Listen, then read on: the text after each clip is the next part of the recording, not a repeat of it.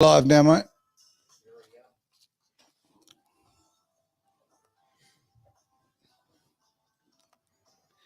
It's Edge Radio. Edge Radio Australia.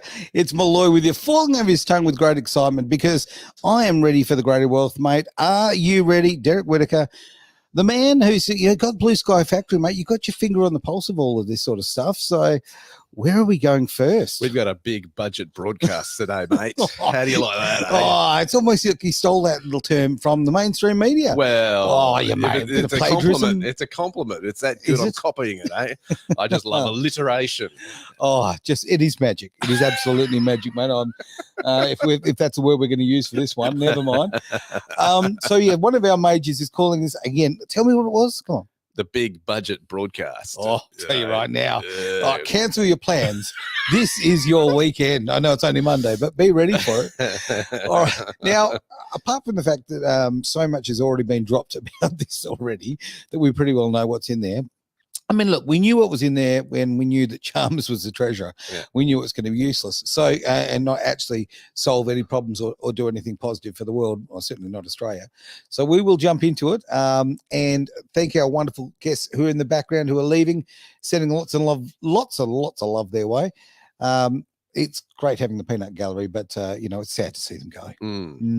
Absolutely. All right, mate. Let's jump into it anyway. Let's talk about this. I think people are really concerned about interest rates. Okay. Well, you think so, right? That's what's on everybody's mind. Are they going to get relief on their mortgage and this sort of stuff?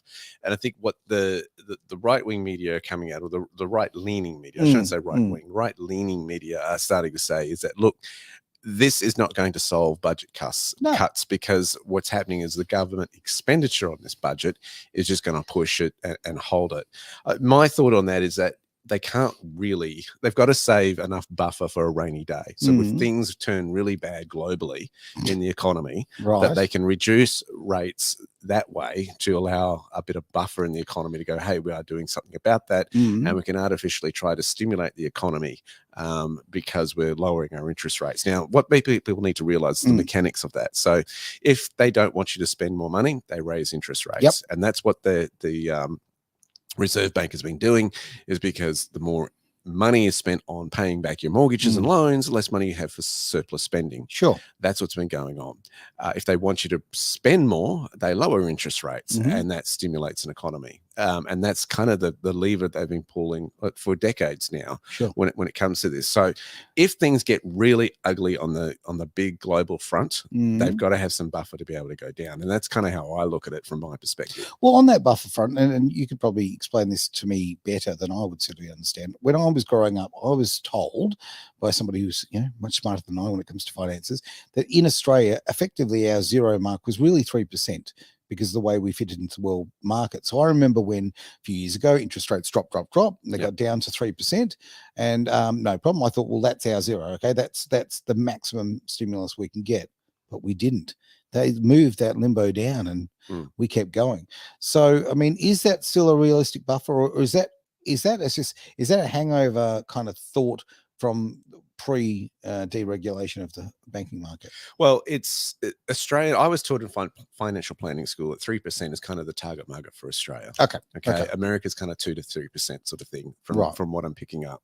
And that is the reason for that is investors like a bit of inflation, right? You buy a house, you want that value in the property to go up. So you've got equity going up in terms of that asset. So that's kind of the way it's worked. Can it go lower? Absolutely. And look at the circumstances that they did. They went crazy on the credit card when that cold came through, that cold 19 came through, that had to be squashed. And so they just went nuts, the government, on public spending on this. And what you had, you were locking people down. They weren't being productive. So the economy was slowing down. You had artificial stimulus going into that with help and relief for some business owners. Of what I think the ones who copped it the most is probably the landlords of property. Sure. Because those rules came in, hey, we're going to protect the renter here. And a lot of landlords don't have a lot of rights. The renter does have more rights. It's quite surprising. The landlord. And then you had further, well, if they can't pay, you can't kick them out. And it's like, well, the bank's not going to give that much leniency when it comes to paying back your interest rates on that property. So you could effectively be paying multiple mortgages if you were a landlord in that situation. And that's what happened. Let's be real. That happened to a lot of people. So I think it's a bit it was knee-jerk type of reaction in some ways, and people hit panic mode, and we're paying the cost for that now. And the problem is when you start to keep spending and not intend to pay that back, Sure, and just keep spending, well, the interest rates, they don't want to reduce the interest rates. The Reserve Bank wants to be paid back what it's loaned out to the country. So it's an interesting mess that we've got here, particularly with housing as well. Well, it is okay. Our interest rates, they seem to be, certainly when the government that we've seen, well, actually the last couple of governments, it seems to be their only lever, okay, to control spending and all that kind of thing. Okay, surely there's other mechanisms. There are, and they've tried to put in migration to stimulate business, but the problem is they didn't have the houses to put the migrants in. That's right. And this is why property prices have gone crazy lately, and rents have gone crazy lately, because you've artificially inflated it by letting all these it's supply and demand, and the market's responded this way, going, right, well, the shortage of houses, I'm going to charge more for my house. That's right. And then people are desperate to get into houses, so they're offering well more than the asking price of what properties are being advertised. Yeah. And you're getting into situations where you'll have a viewing and there'll be 60 people rocking up and 12 offers on the table for that property. Right. I've seen that happen. Yeah, it's very real. Yeah. So, it's a problem that they've created, and I don't think they know how to fix it. Well, again, this comes down to things we've talked about before, the bureaucratic level of Australia. These people have never had real jobs. I see people like Chalmers, and I think, what have you done? Like, honestly, what have you done in the real world? I look at Albanese. You've just been a professional politician all your life. You've never run a business. You don't understand the ins and outs of it. You just understand that side of things. And I think that these people are. It is ridiculous. We are letting our country be run by people who are not qualified for the job. Yep. You wouldn't, look, if you were a business, okay, and you've got applicants coming along, right? And they said, oh, well, I've never worked for a business before, but, you sell fruit and veg. Oh, yeah, well, look, I grew a tomato plant one day. Oh, well, that'll do. Like, that's how stupid this is. It really is. And I think there needs to be more, I think, how do you get people out of industry and free enterprise and move into, politics? Well, I think big government has kind of been the leaning of the left, and I think if you want to cut the fat, look at all the government departments that we have here and go, how much is this overblown? Now, the public servants aren't going to like that kind of rhetoric, but as a business owner, I can tell you, I mean, I've witnessed a situation where somebody has applied for a grant to do a particular thing that the government does offer. Sure. That application process has taken a period of 6 months and it's still not done. Ridiculous. And the government has said it's only for $2,000. And in my estimation, I look at that and I go, it's probably cost about 20 grand to process that application. So the inefficiencies of that system is just really apparent. When you run a business, you run it tight, you run it lean. Yeah. And you look at the government sector and you go, you're not set up that way to do that because you're overblown from day one. Well, it's not even the case of setup. Well, you're right. I mean, obviously, it isn't set up that way, but the mentality is wrong. The mentality, the whole place they come from, it is so far away from cutting the fat. And I think myself, okay, I've had to pay some nasty bills over the last couple of weeks, okay, when it comes to the broadcasting side of things. And I think, how many departments do I have to effectively pay off here, right, to do what we need to do? Like, it is ridiculous. So you make these payments, and then, but I had a moment of, like, I don't know, I thought to myself, what do I receive in return? Do these people offer me a service? No, they don't. There is nothing. So most of these bureaucratic departments are just, all they do is stamp, stamp, stamp, stamp. They actually offer the businesses, private sector, there is no value for money. Well, I think the private sector gets frustrated when they see when this kind of situation I've just described takes so long to process. Yeah. But at the same time, on the flip side of that, when they're wanting money from the private sector, as in tax and that sort of stuff, there's no wait period. There's no mercy. There is no lenience whatsoever. Very little, very little. There is some in some situations, but very little. And it's like, it has to be done by this date. Boom, or this is going to occur, and it can be ruthless. Absolutely. And I think that's what the frustration of the private sector is. We're stimulating the economy. We're the ones taking all the risk in terms of employing people, in terms of being productive and producing an industry. And we're treated like that, like the public, from the public sector, who simply just want to take, and then put big demands on them. I think the private sector, the business owners, are frustrated by that. We are treated with contempt. And I do notice we've just had Josh come on board. Great to see you, mate. G'day as well. Really great to have you on board, mate. And in fact, I'd really love your questions from there. We don't have Travis with us today, so we're doing the old typing, but I can see the screen. So if you have any questions, we'd love to put those forward, or discussion points as well.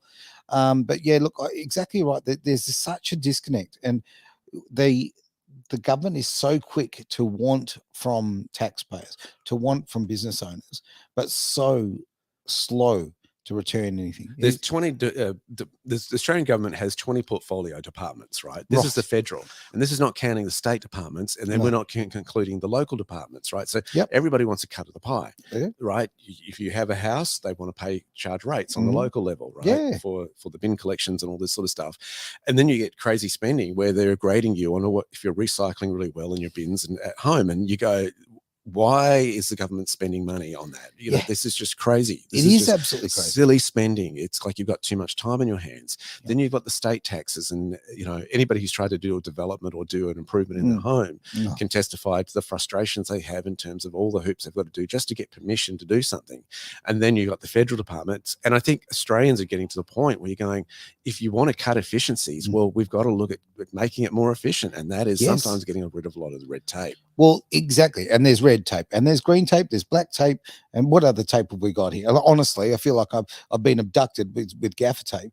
This is just, it is over the top at every level. And we've got this budget coming out, and we've got, where we're going to have, basically, let's cut the crap, right? They're not doing what needs to be done. They're not going to be stimulating the economy in a way that brings interest rates down and takes this financial pressure off renters and homeowners, right? Which is absolutely the quality. Well, they caused the problem in the first place. This is the issue. Why would they solve it? You can't come out and admit that, because you lose face if you do. You know, guys, we stuffed up. We let too many migrants in too short a period of time.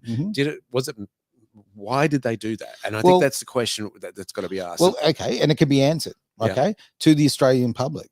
The answer is that the Labor Party have imported voters. That's what they've done. Where the stimulus of bringing people in from these countries is not actually to improve the economy. It is actually to create voters. That's what they're doing. All they're doing is they build up their base. They do it every single time. This is like, it's so repetitive. And I'm not saying the other side are any better, right? But like I'm saying, this is a pattern. We have seen it for 40 years, probably more, I don't know. So it's the way that you, as a citizen, as a voter, the way that you act is you do your research on everybody who's a politician, right? You find out what they stand for. You find out what the rules of the party are. I mean, in the case of the Labor Party, people aren't allowed to cross the floor. They're not allowed to have a conscious vote, all of that. And they're socialists. They admit it in their social democratic. That's right. The first couple of lines of the damn thing. Article 4. It stands pretty tall. So, this is the thing. People need to make that decision when they're there in that little box. And we're what, 12 months away from being in that little box, marking the numbers again. And I'm not saying go and vote for, the Liberal Party. I'm saying or for that matter, I'm not even saying any particular party. I'm saying go and vote for the person that serves you. I think what you got to realize too is that obviously the Liberal traditionally has been the one that comes in and cuts the budgets, right? Yes. And fixes what the Labor has done to the point where we cut. And then traditionally, after 2-3 years of that, about 2 or 3 elections of that, then people go, right, we want to change now. We want some surplus coming in and that sort of stuff. So there is, I think over time, there is a balance between those kind of policies of being a little more, shall we say, charitable in terms of help. Communist. I was being diplomatic. I know, and look, and I appreciate that. And like I'm a swing voter, so I'm not nailed onto either party or any party, right? I vote for whoever serves me and the best for Australia at the time. So I have voted Labor. I make the jokes about Labor, but I mean the jokes that I make about Labor is because I'm looking right now at the absolute destruction of this beautiful country, this country that means so much to me. I'm seeing the destruction, and I'm seeing those who are in charge of making that happen. And it is the Australian Labor Party, right? And they are so controlled by their leftist socialists behind the scenes that, you know, idiots like Albanese can get up there and say the most ridiculous, egregious things. Many could say that the previous government was part of the responsibility of getting us in so much debt as Thoroughly well, agree. right? Thoroughly agree. In terms of that. So I don't think it's just one or the other. I think some people have come to the point where they're both put in the same pool, and it doesn't matter whether you vote Labor or Liberal, you're going to get the same politicians. A left wing and a right wing with the same bird. And what you're getting is that Liberals gone from being right to being very centre. Yep. And where is the distinction there? And I think in states like Western Australia, it's really muddied what they stand for now. They've got a huge branding problem. You know, okay. So in WA, it's very, very clear. West Australia, we have a Labor Party that is just left-wing half-wits, right? Okay. And we have a completely lost Liberal Party that has no leadership, right? Because they've got no leadership, absolutely none. I see a point there from Josh. Now, you should vote for whoever will serve Australia in the future. Short-term terms in office lead to short-sighted policy. Sorry, mate, it's a long way away. I'm having trouble reading it, but you're absolutely right. When you're only electing people for 3 and 4 years, you are getting very, very short-sighted policy because they are just really making policy so that they can get themselves in again. Well, that's politics 101. Exactly. It really is. I mean, and that's problem with the system. And I think, I don't know if there's a way that government can go, hey guys, we realize that we're making a policy that will just get us into the next election, but we want to do a 5-year policy or we want to do a 10-year policy. And if we're not around in that situation, this is what we're planning. And we're seeing that with the phase 3 of the rollout of taxes. Tax cuts, that were done by the Liberals originally and has been adopted by the Labor Party who've gotten that. And that's legislation that I think is actually better for the private sector and individuals in terms of lowering taxes and making it more efficient to do business. So I thoroughly agree. And that did get watered down, obviously, which was, and this is the thing, when we ran into the election, okay, Albanese and his other socialists said straight outright that they weren't going to change those tax cuts, and they did. So they broke an election promise, right? And he got in his 33%. How many of those people thought, well, okay, you know what, we're sick of Morrison. Morrison is a you know, this narcissistic, bloody, you know, self-centered individual, right? We've had enough of him in his lives, because that's certainly how a lot of Australia saw him. So it's time for a fresh one. Well, certainly the amount of portfolios he may have been controlling there was a big concern, and I know after he left office that many Australians said, well, what's actually been going on? I think that's during a pandemic. I think that came into the light. I agree. He was exposed for the fact of the absolute megalomaniac that he is, right? But then you replace a megalomaniac with this weak puppet, that somebody who basically, if you go, oh, look at that, I'm pointing towards this helmet right now that's in front of me. Now clearly that's red. Now if Albanese is sitting next to me and I told him that is blue, the man's going to say it's blue because he's so weak. He just follows whatever the narrative of what he's being told. This is, again, we've got a country here that needs a longer term plan, and when you've got someone who will flip that easily, this is my opinion. This is not in any way. Look, I'm not even going to sit here for 1 second and pretend to be balanced on this, because I see. At least you're honest about it. Yeah. Look, this is my opinion, right? Okay, I'm not a journalist. I'm a guy with a loud mouth, right? Now, my opinion is that right now we are seeing so much damage done to this country socially and financially. When a little girl comes home, this is really, and I know this is not finance, but this is social policy, right? Makes me very angry. When a little girl comes home with a card for her mother, okay, that says Happy Special Persons Day, I'm sorry, whoever facilitated that does not deserve to be in office. You know what? Mother's Day is a time where we actually celebrate the wonderful human beings that bring us into the world and nurture us and so forth. You show them the respect, and the fact that they even outsource that to an English company, that the literature coming up. No, you know what? Teach my kids how to read and write and do their maths. Do not teach them how to interact with other human beings, and do not rewrite biology. Certainly the politics in education is a huge concern. And I mean, we're seeing, I was reading an article from the SBS, which of course is a government funded broadcaster as well, blaming Andrew Tate for responses in young boys and how they disrupt schools. And I think it's too easy to point the finger. And I think you've got to realize what are the seeds that we've sown over the years. And that's the problem that we've got, right? So true. In the education system is that this has been going on for a long time. You can't blame it on some overseas social media influencer that is influencing the minds. Because why are kids reacting this way, right? When can we get back to reading, writing, and arithmetic, right? And arts? And can we drop the activism and politics on our children? And this is, I think, where a lot of parents are get very, very concerned. Totally agree. Have pulled their children out. We saw this in 2020 when the Premier said, right, kids are going to have to return to school with face masks on. I said, oh boy, to my wife, I said, you've just woken up Mama Bear.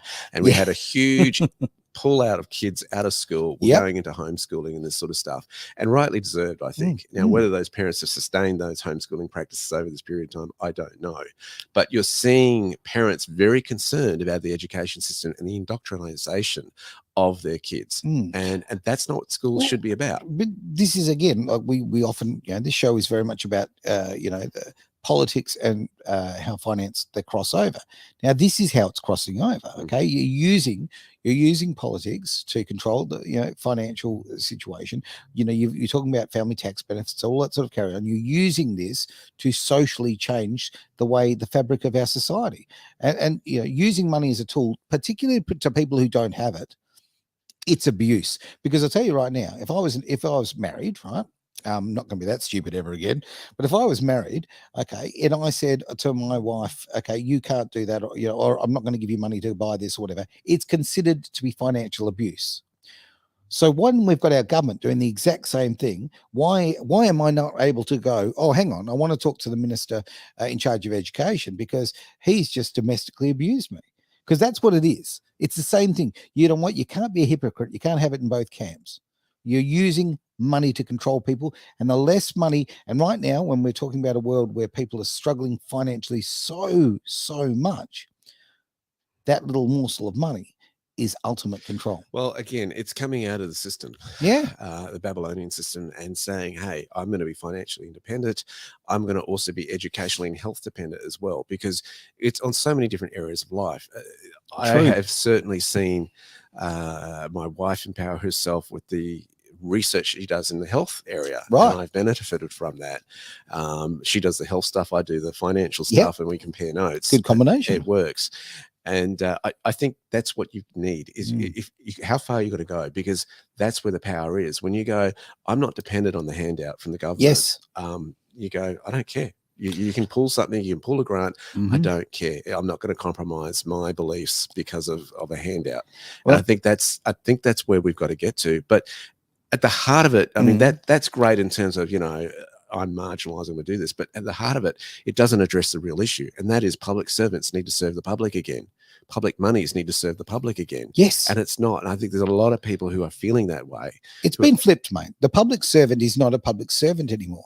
The moment, like whenever I talk to a public servant or email or whatever the case may be now, right, my communications I am always treated with contempt. Right, I'm always talked down to. I noticed this. Right, they feel this power over you, and I've absolutely had enough of it. Your house, your mortgage, your rent, your car. Guess who's paying for it, mate? Right, and we've got to swap this around. Bureaucrats and politicians have got to realize again where their wages come from. Yeah, got a comment there. There we go. Public servants, see themselves as our rulers, and I completely agree with that. Above that, we've got politics these days is done by opinion poll anyway. We should just get rid of the politicians and have an app for each of us to propose and vote on the issues. Direct democracy. You know what the Australian Idol kind of version of democracy, maybe. I don't know. Maybe it's attached to a 1-800 number. I can't disagree there. I mean, that's a very good point. Yeah. Yeah. You just got to be careful how many people download that app. That's right. And what ID will you need to get the app? It's a great idea. Explore it further. And I'm not knocking the idea. That's how I assess business ideas. I see that and then the problems, and then I go, okay, well, what are the solutions? Yeah, but that's how you build. Yeah. Right. If you go into something everything, whether it be a business, whether it be policy, right? What you've got to look at, whether it be a child's name that you're naming your kid, you've got to look at it and go, okay, what are the positives here and what are the negatives? Now, the negatives, if I call my kid this in primary school, he's going to get teased, right? Okay, so I've got to come up with a name that doesn't get teased. If I'm going to make public policy, okay, it's going to benefit these people, but okay, who is it going to hurt along the path, right? Who is, and also if you're making policy, financial policy, political policy, whatever, is ultimately, okay, who's going to exploit it and how will it be exploited? You must look forward. You can't just go, oh, that helps X, Y, Z, a number of people. You've got to look at the long-term benefits and negatives. It's interesting when managing other people's money.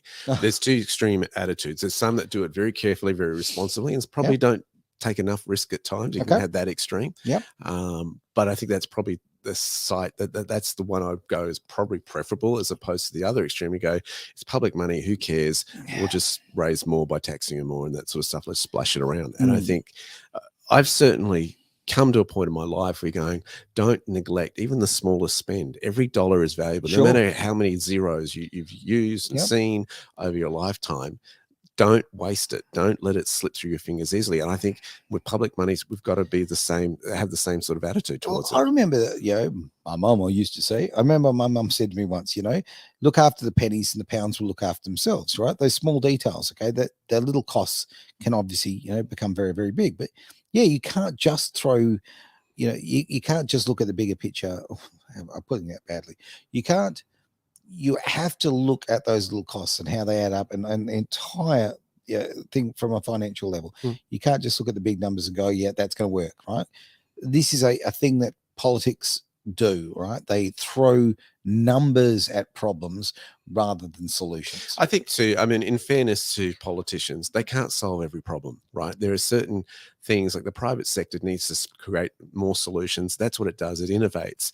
The wonderful whole thing of right now, yes, sir, go on. The whole thing of entrepreneurship really needs to be celebrated and recognized for that. I think also, there's things that, like for example, the church should solve different issues that government seems to want to do. For example, welfare, right? The church is really good at welfare. Right. It can be very, very efficient. I've heard of some churches that are supplying, tons and tons of food every year to people who are struggling and doing it tough. Right. Yeah. And I think they are set up to do that, whereas government is not really there. The government is there to govern. And I think sometimes we've put to the government roles that it probably shouldn't actually be doing. Yep. And I think I thoroughly agree with that. And then we're quick to blame and criticize the government when they don't fix it or they don't solve it. And I go, is that a role that government actually should be doing? And I think we've got to be fair to the system and go, hang on, guys, let's have a relook and think about this. Are there other sectors in society, in the community, that are better set up to actually do the role that is required here? Thoroughly agree. All right. Well, time to change subjects, mate, because this is what we do. So we'll move on. I do see we're getting some spam, unfortunately, on the page there, but that's fine. We'll, but we deal with the things that we need to deal with, and the others we just leave. So it's really interesting, the shift of power. There's some saying that there's a shift of power going on. News.com.au said that the dread that employers have had is that that employees no longer are calling the shots of the workplace, and it's the employers now. Good to see that flip a little bit. You could imagine, of course, with lockdowns going on, people working from home, and you could do it in your pajamas. It was fun, right? It was really, really good. And I've never stopped, mate. Come on. I work from home. I run my own business from home. That sort of stuff. I enjoyed it for the fact that I didn't have to explain that I run a business from home. I could just say, if I didn't want to tell someone what I was doing, I work from home, and it was accepted finally, instead of getting strange looks. But what it's meant now is that people applying for jobs have to really think now, who am I serving? Is the employer serving me, or am I serving the employer? Yeah, look, I know of a few friends who are actually having that sort of problem at the moment. And I think, ultimately, look, an employer has the right to ask for specific things. They are paying you. They are putting, they're spending money in infrastructure and so forth to make that happen for you. So, I like everything. It's a balance. But I think that, yes, with the Great Wu flu, the balance flew the other way far too much. And unfortunately, some of those members of society that perhaps, look, they exploited it. like I said before, I mean, it's a position of being able to exploit it and make all the benefit for them. Where you've got to understand, like, okay, if you've got a business or even a government department or whatever, you've got to look at the greater good there. I think there's also another dynamic here that's really, really interesting, and it's inflation and the cost of living. Mm-hmm. And people have realized, if I can't afford to lose my job, yeah, right? True, and very so that true. motivation is changed in the workforce. Going, hang on a second, I can't throw my weight around here. I need this to actually put food on the table, to pay the mortgage, etc., and the rest of the bills. And I think that's been the flip. And so it motivates people to go, how can I advance my career now? And that dynamic, I think, has moved back into the workforce now. And that's a really interesting dynamic. Look, I often feel very negative about fear being used as motivation for anything, but you know what? Sometimes the fear of losing your job, it might have some benefit. Well, I think it's also, there's been in some sectors, and this is what we're hearing, like in the farming sector, people don't want to work, and there's, I mean, they were suffering on a different level because they weren't able to get the migrants that come in on those holiday visas, tourist visas, and help pick food and fruit. And, they might do a deal where, we'll give you a few nights accommodation in exchange for your labor and that sort of stuff, right? Yep. That was certainly missing when they had such a strong lockdown border process.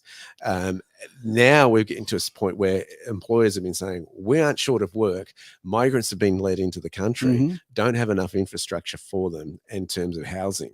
And you've got this dynamic where prices have been pushed up in terms of housing. And then people are going, well, hang on a second, I've got to think twice before I just throw my weight around in the workplace. Well, also the migrants, a lot of the migrants, certainly not all of them, but a lot of migrants are coming into this country and they're unskilled, right? Okay. And they're not going for those jobs. Now, if they are motivated. Well, what's their motivation? Well, I'll tell you this, right? We have seen a pattern in the past where migrants are more likely to build wealth than somebody who's born in Australia of a few generations. That is a very good point. Right? Yeah. Because they have left their home, they have left their country, they've left their family, they've left their friends and their networks, and they're going to have a go of it. And it's kind of like, what am I going to do? So there's a lot of motivation for a migrant to make a go of it. Oh, look, that's what America was basically built on. Let's face it, right? And you're also facing the difference in currency. So we've had a very strong Australian dollar over the years. Sure. Right. If you're coming from an economy that has a weaker exchange rate compared to what you're moving into, your wealth that you've accumulated in that foreign country is certainly watered down when you cross that border. True. So especially if you've got families, kids, there's a big motivation there to make something of it. Because what your money used to buy you in your former country isn't buying that for you over here. True. And the flip side of that, I mean, I met someone recently who has come from a rather affluent country, and then they've come here, and obviously they are doing very, very well. So, because of the difference in currency, so it works in both directions. It does. But I tend to agree. The main is what you're talking about, and definitely that kind of issue. And I think you're right. I mean, I think that my parents, certainly my father came from a country, another country that was India, very much suffering, and they left to go and get a better life. And I've got other Indian friends who come here for a better life, and what I find really inspiring is how hard they work to make that, because they've looked at and kind of thought, I've got children, I want a future for my children, how do I make that happen? And the grandchildren, they're thinking generationally, because the thing about a migrant family is they come together very close knit. So my family was that. I grew up, my parents migrated here. We were tight. There were no extended relatives. Yeah, we were point. You had to make it happen. And you see that motivation. Whereas I think watching now, as we've settled in, put roots down, that sort of stuff, what will be the motivation of our children? Will they be as highly motivated? It'll be fascinating to watch. It really will be. Now, a couple of other points there. The current unskilled migrants are motivated to get the dole and have more kids and to walk around the local park for hours on end. Well, that could be your experience, mate. And I tend to think you're not alone on that experience. Look, there is a lot of people who are, let's use an Australianism, pulling the piss. They really are, okay, by coming over here and making as many babies as they can and using the system. It's a shame, because certainly people have come from, I think about, people who came from, as I say, I mentioned India, but I mean, okay, let's talk about Europe. Let's talk about the Italians and the Greeks and the Slavs and all those people. I know you shouldn't say Slavs anymore, but that came from that part of the world, right? And the massive contribution. Exactly what you're saying. They tended to look after their families, build up, and think generational. We're not seeing that anymore, mate. We're not near the same extent. Probably not. And I think it hasn't helped globally how so many handouts have occurred. But I think I think what you've got to realize, if you do that, you are capping what you can actually make. Right. Mm. If you just sit there and, hey, I'm going to let the system look after Sure. me, the government and all that look after me. You're thinking with limits. That can change in an instant. Mm. Those handouts can be, you get another politician in, that legislation has changed. Then what do you got to go? Sure. If you got to rock up to a job interview and they say, what have you been doing for the last 5 years? Yep. Well, not much. Okay, great. I'm going to look for another candidate. Yeah, of course. And I think that's what they're going to bear in mind. And getting out of that employee mindset is hard too. I mean, not everybody is cut out to be an entrepreneur. I'm going to say that, it's not everybody's call, but boy, if you've got the gift for it, you are taking on risk, but boy, you can have a huge reward if you can pull it off. Yeah, thoroughly agree. All right, mate, time to jump into the next subject. Sure. A very interesting sort of proposal has come across. Deloitte have done a bit of a modelling for the Super Members Council. Okay. And they looked at something called, what would happen if people could pay for a house and do that house deposit through using their superannuation? So accountants, being number crunchers as they are, were concerned that encouraging super withdrawals capped at $50,000 would still cost the budget $300 billion by the end of the century. That's what they found. Say that again for me. Sorry, mate. So what they found is that if you made super withdrawals capped at $50,000 to buy a home, sure, that would cost the budget $300 billion by the end of the century. Okay. Right. So you've got to remember that superannuation, the idea of that is you're putting money for a rainy day. It's your money, but not today. Yep. Your employer is paying on your behalf so that you've got a nest egg to retire, because basically they found people are terrible at putting that nest egg aside for them for that rainy day when they retire. What is interesting about that is that there's the concern that that money, if a couple both age 30 who access $35,000 each from the super, they would retire with about $195,000 less in today's dollars. Okay. Now you calculate inflation and that and what $195,000 can buy versus then. It's a funny study, and it's going to sound really funny if I say this, okay? It's going to be like you think, oh, that sounds really snotty saying that. But I'm going to say this, $195,000 is not a lot of money. Oh, look, when you take inflation into account, certainly the way we're running with it these days, is by the time that an average person will retire, that'll buy a Happy Meal. Okay, like that's really how ridiculous this is. Like, like to have I know it sounds very exciting to have these superannuation numbers in the millions of dollars. Of course it does, it's fantastic. But that's kind of what you're going to need because of the way the inflation rolls. And then you've got the government capping you at 33 million. And I'm going, what a silly policy that is. It's crazy. Because you want to encourage people to be blowing that out, to, double that, triple that at least, because then they don't need the housing, the public system to support them. They don't need a pension. And that's the whole idea. So but we like to tax. We want to solve it today. And this is the dilemma that they're at. So it's an interesting kind of concept.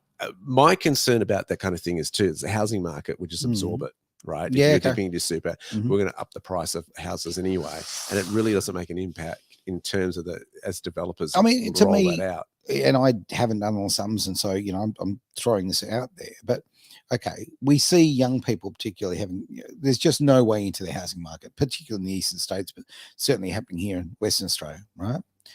Pretty much about the only place you can get into the market now is what, Darwin or Tasmania, right? So if that's the case, then can't we surely cut younger people under a particular age to stimulate them getting their own homes? Surely they can access their super, because they've still got a long time to recover then, right? What's that? What do you think of that as a thought? I think certainly, I think we've got to realize that career changes happen, right? So what's the long-term objective here, especially for women? If they're going to have a family, have kids, if they have 2, 3 children, they're probably not collecting the super that they normally would if they stayed in a job, right? And that's not me saying, hey, they shouldn't do that and have kids. I think our population is crying out for a bigger population. We've got one of the lowest population growths naturally in terms of Australians having children in the world, and that's a big concern because you'll pay the price for that, especially if you don't want to see if you want to forge the culture of Australia, you need to have children, right? Otherwise, migration's the next issue, and Australia will not look like it did. And we're seeing that already, that did like 30 years ago, right? It's changed the culture. And I think why have we come here? Because of what it is and what it values. That's right. I often say, okay, if you want to go and get in a plane and fly to Europe, right? If I want to go to Italy, I want to eat pasta, I want to see, these beautiful buildings, all of that. I'm there to see the Colosseum. I'm there to see the people living in that way. I'm not there to see this melting pot of a bit of everything. I don't want to see, the same IKEA furniture that we see in Australia. Like when I'm watching an American television program, also when you see the same things in the background, because we live in this world market now, we're being so homogenized, right?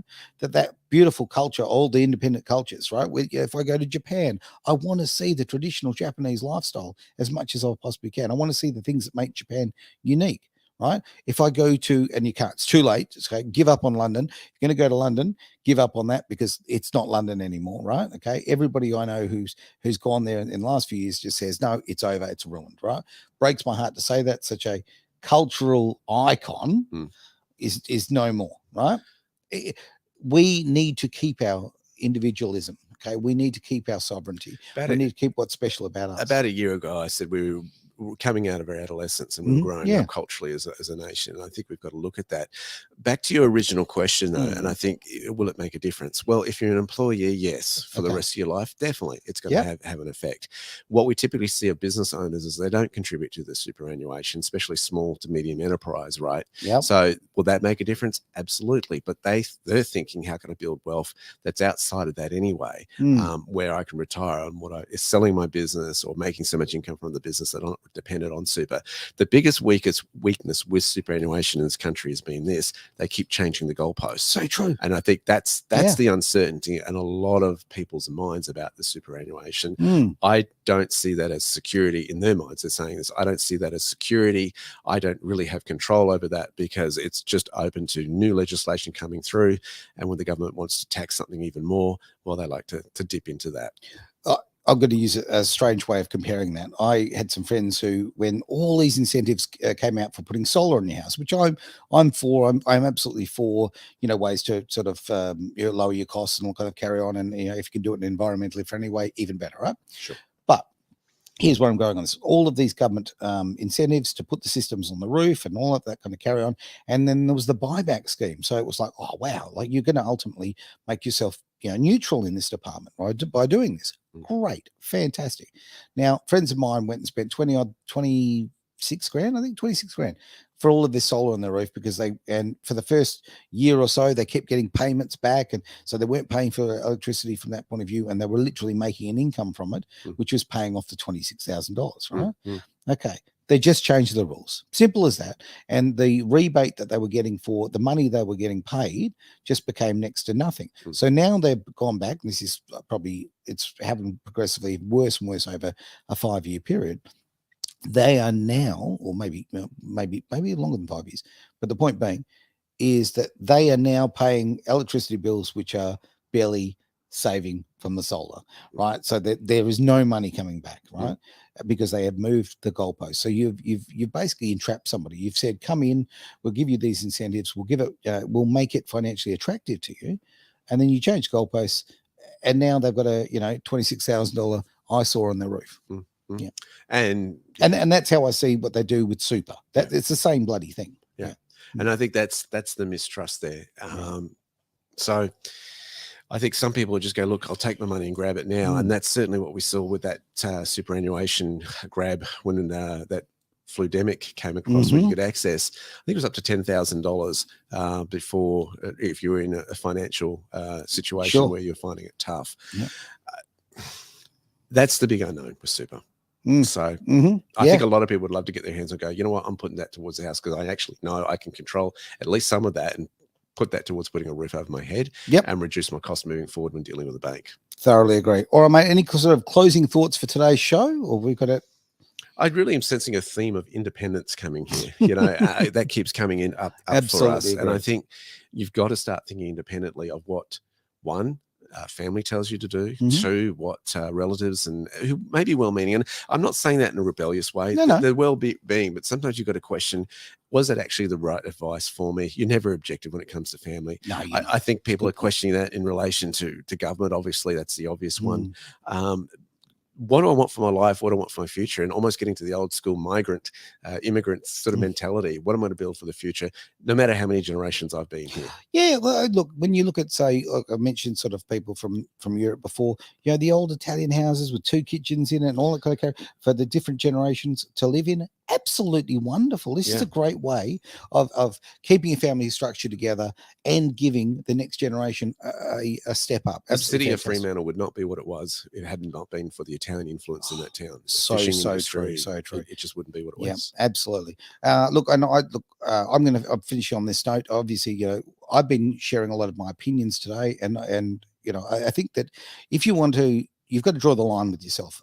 Are you about opinions or are you a journalist? And if you're selling yourself as a journalist, right, what you need to do is look at both sides, all sides, and maybe even do some fact checking, because a lot of people out there, what they do is they listen, and they listen to all the little look, just the Chinese whispers, boom boom, the little mice who tell lots of little fibs, and they don't actually go to the source, and they don't do their fact checking, and don't research. And to me, that's not journalism.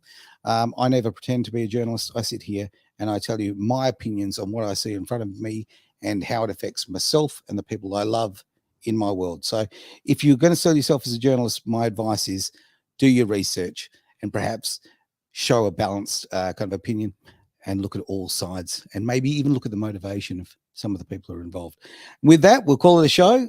Thank you very much, Derek. Always a pleasure. I love the Greater Wealth, because it is the show. It might be about finance and politics, but it's really about what it's about, mate. It's about living your life purpose. Absolutely, mate. So with that, thank you very much for those online who have contributed today. Really appreciate that. Have a wonderful, wonderful day. And the replay will be available, all sorts of different formats, but also on Sunday as well on the audio, if you want to listen through our app or at edgeradioaustralia.com. This has been The Greater Wealth. It's Edge Radio Australia.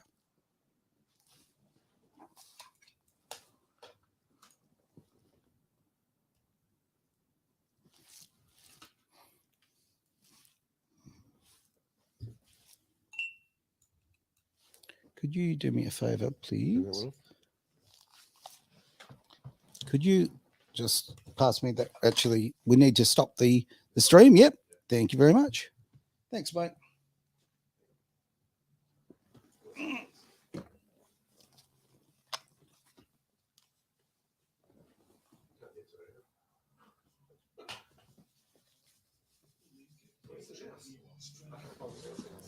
Let's have a look. It's all right.